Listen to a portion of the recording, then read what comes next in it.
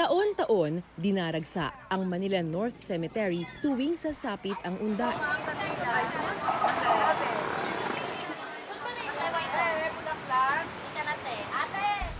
Sa lawak nitong 54 na ektarya, libo-libong mga yumao ang nailibing dito.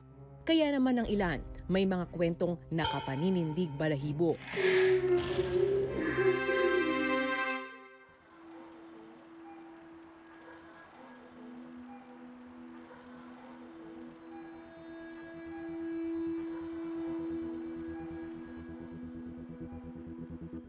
Ang sepulturerong si Mang Fred, may mga kwentong kababalaghan.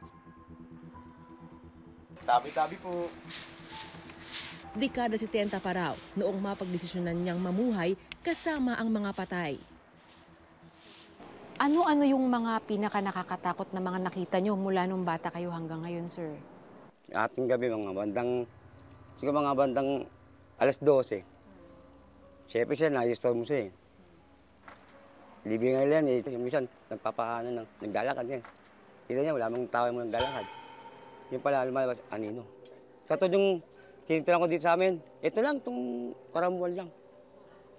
Saan tagang pasilo. Lakad ng lakad, naglawang. Pag tayo ko ng bandang alas 11, wala mang tao, sundan ko.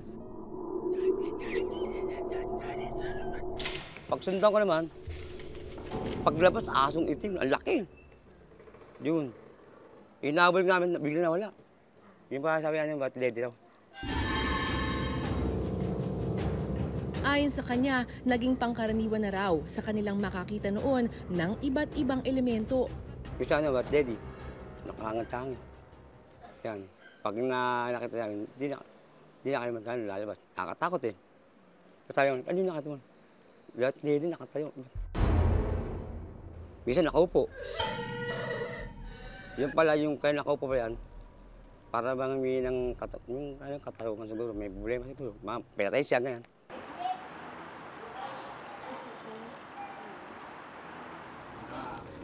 Sa gabing ito, dinala kami ni Mang Fred sa mga lugar sa loob ng sementeryo. Napuga daw ng kababalaghan. Dito ko nakita, naglalakad, may ingay. Pagsundan ko, pumasok. Dito pumasok. Tataka ko, paano nakapasok dito? Yan ang inaano namin, ba't may nakalak naman siya. Bigla siya dito pumasok. Sa isang sulok naman na ito, Kasapan doon, may akong narig na umiyak. Para bang mayroon siyang sasabi na kaso. Siyempre, hindi ako pwede lumabas eh, nakakatakot eh. Pero hindi nyo tinignan? Ay, hindi. Tatakot na. Tumatalbalid ko. sunod namin pinuntahan ng lugar kung saan daw nakakita ng kapre si Mang Fred. Dito dati yung mag-asawa mangga na pinagtatakutan dati. Mayroong lumalabas doon sa dalawang mag-asawa mangga.